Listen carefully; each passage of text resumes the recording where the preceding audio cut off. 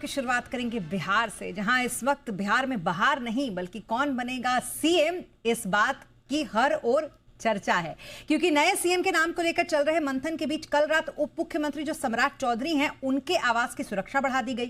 सम्राट चौधरी के आवास की तरफ 50 मीटर के दायरे में जाने से अभी फिलहाल रोक लगा दी गई है। ऐसे में सूत्रों की माने तो बिहार के अगले सीएम सम्राट चौधरी हो सकते हैं। साथ ही ये खबर है कि नीतीश कुमार के बेटे निशांत कुमार को डिप्टी सीएम बनाया जा सकता है। कल यानी कि 15 अप्रैल को बिहार के नए मुख्यमंत्री पद और गोपनीयता की शपथ वो लेंगे। बिहार में 20 साल के बाद बीजेपी का कोई सीएम बनेगा। इस खबर पर ज्यादा जानकारी के लिए हमारे साथ जुड़ रहे पटना से हमारे सहयोगी प्रशांत झा। प्रशांत जी, जितना आप बिहार की राजनीति को समझते हैं, जानते हैं, एक बात तो तय है कि जब सम्राट चौधरी के घर की सुरक्षा बढ़ाई गई तो ये यूं ही तो नहीं बढ़ाई गई। इस बात को तो आप भी बहुत अच्छी तरीके से समझ रहे होंगे कि सुरक्षा कब और किस परिस्थितियों में बढ़ा दी जाती है। तो हम थोड़ा इंतजार कर लें अभी इसको कंफर्म होने का, जो आला कमान है बीजेपी के उनकी तरफ से। बिल्कुल, इसमें तो थोड़ा इंतजार करना होगा क्योंकि बीजेपी के केंद्रीय पर्यवेक्षक, केंद्रीय मंत्री शिवराज सिंह आ चुके हैं पटना और 3 बजे से बीजेपी विधायक दल की बैठक होने वाली है। लेकिन एक बात स्मिता, जिसकी चर्चा आपने की कि जिस तरह से सम्राट चौधरी के घर की सुरक्षा बढ़ाई गई, उससे पहले राजभवन के जो सेक्रेटरी हैं, जो राज्यपाल के सेक्रेटरी होते हैं, वो जाके खुद सम्राट चौधरी से मिले। बिहार के जो 2 बड़े दिग्गज नेता हैं जेडीयू के, संजय कुमार झा जो जेडीयू के कार्यकारी अध्यक्ष हैं और ललन सिंह जो केंद्रीय मंत्री हैं, राजीव रंजन सिंह उर्फ ललन सिंह, ये दोनों सम्राट चौधरी के घर पर जाकर के मीटिंग करते हैं। ये साफ इंगित करता है कि सम्राट चौधरी का नाम बीजेपी की तरफ से लगभग तय माना जा रहा है, ये लगभग फाइनल है। और इस फाइनल नाम पर मुहर लगाने के लिए आज एक बैठक है, जिस बैठक में 3 बजे से विधायक दल, जिसमें 89 जो एमएलए हैं बीजेपी के और 22 जो एमएलसी हैं बीजेपी के, ये तमाम लोग उस पर मुहर लगा देंगे। उस मुहर लगने के बाद ये घोषणा हो जाएगी कि सम्राट चौधरी बीजेपी के मुख्यमंत्री होंगे। इस बार जो सरकार नई बन रही है उसमें सबसे बड़ी बात है कि 20 साल बाद नीतीश कुमार ने 2005 के 24 नवंबर को जब पहली बार शपथ ग्रहण यहाँ किया था और तब से यहाँ पर एनडीए की सरकार चल रही है। उस सरकार में ये माना जा रहा था कि जब तक नीतीश तब तक बिहार, यानी बिहार में नीतीश ही है, नीतीश की सरकार है। लेकिन जब जेडीयू के कार्यालय के बाहर से नीतीश का वो पोस्टर हटा दिया जाता है तो ये मान लिया जाता है कि बीजेपी की सरकार बनेगी और बीजेपी की सरकार के मुखिया इस बार जो नाम है, जो फेस है, हालांकि कई नाम सामने आए थे, लेकिन जो पहला नाम सामने आया था, जिसे जी मीडिया ने पहले भी कहा था कि सम्राट चौधरी ही बिहार के अगले मुख्यमंत्री होंगे, उस पर लगभग 3:30 बजे आज मुहर लग जानी है। दूसरी सबसे बड़ी जो खबर है कि जेडीयू विधायक दल के प्रशांत जी, मैं चाहूंगी मैं थोड़ा आपको पीछे लेके चलती हूँ। बिहार की राजनीति बड़ी दिलचस्प है और हम और आप वहीं से आते हैं, तो इसलिए हमें ये समझ भी आती है कि दरअसल जब जब घटनाएं बदलती हैं तो क्यों बदलती हैं। आपको याद होगा सम्राट चौधरी को डिप्टी सीएम यूं ही तो नहीं बनाया गया था, और आप सोचिए उस किले को भेदना कितना मुश्किल था, जिस किले पर, और ये मतलब एक तरीके से काफ़ी भावुक, मैं अक्सर फोटोज़ वीडियोज़ देख रही हूँ और होना भी चाहिए, और हम कहीं ना कहीं आभारी रहेंगे नीतीश कुमार के उन 20 सालों के।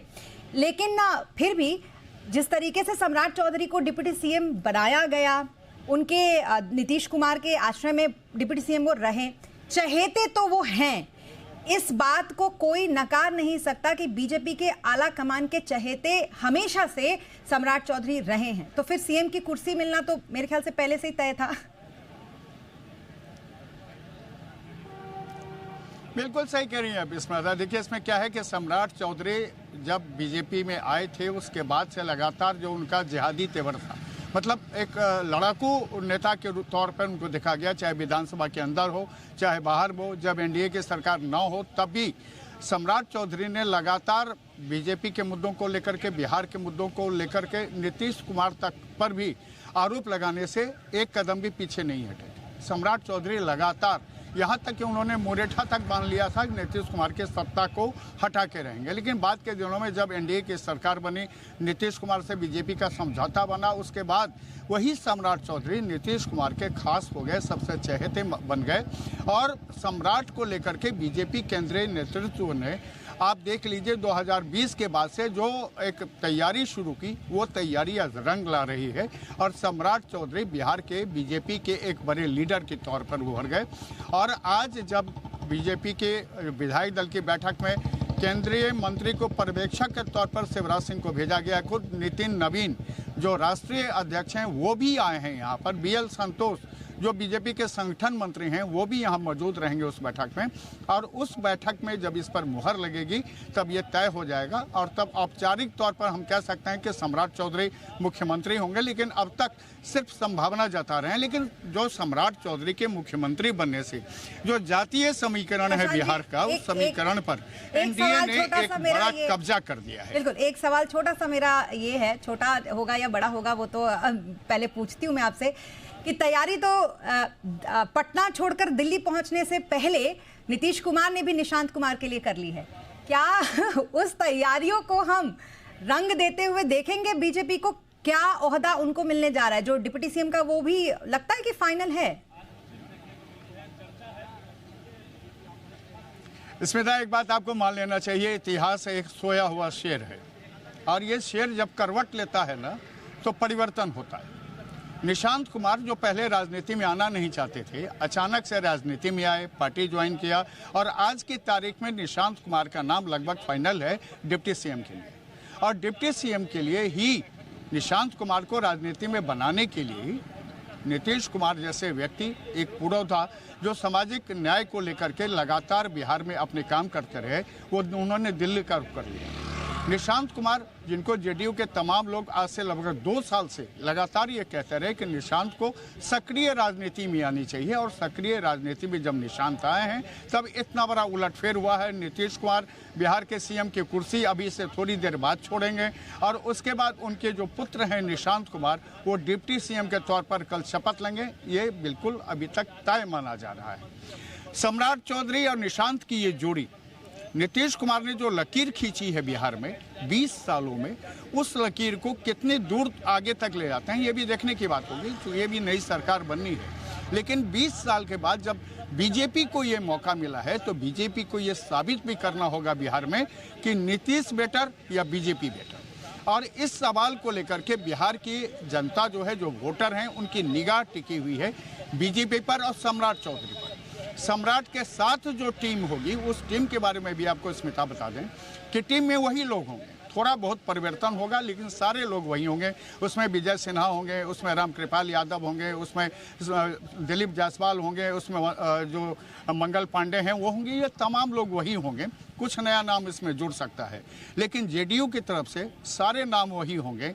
और जो बड़ा फेस निशांत के तौर पे आएगा सामने, वो अद्भुत जरूर होगा, क्योंकि बिहार की राजनीति में जब नीतीश कुमार यहाँ से जा रहे हैं और निशांत कुमार बिहार की इस राजनीति में अपने चहलकदमी करने के तैयार हो गए हैं, तो आप मान लीजिए कि ये बीजेपी और जेडीयू की जो ये सरकार बनेगी अब, क्योंकि अब जेडीयू बीजेपी नहीं कह रहा हूँ मैं, आपको स्मिता गौर करना पड़ेगा इसमें, बीजेपी जेडीयू की जो सरकार बनेगी, इस सरकार को लोगों की निगाहें होंगी। सम्राट चौधरी को साबित करना होगा कि बिहार जिस बीजेपी का इंतजार कर रहा था वो बीजेपी अभी और क्या कर सकता है। बिल्कुल प्रशांत जी, और जो बात हम अभी कर रहे हैं, बस कुछ ही समय के बाद इन सब बातों पर एक तरीके से मुहर लग जाएगा और लोगों के सामने पूरी तस्वीर होगी। Thank you so much Prashant जी हमसे जुड़ने के लिए और इतने अच्छे तरीके से बिहार की पूरी राजनीति को समझाने के लिए। और होंगे किसी के लिए वो पलटू कुमार होंगे, वो किसी के लिए जादूगर, लेकिन हाँ, नीतीश कुमार एक अपने आप में ऐसा नाम जिसने बिहार की तस्वीर को तो वाकई बदला था। तो जब ऐसा मुख्यमंत्री बदलता है तो उसकी जगह पे आने वाले मुख्यमंत्री की बात तो इतनी होगी ही। Thank you so much Prashant ji.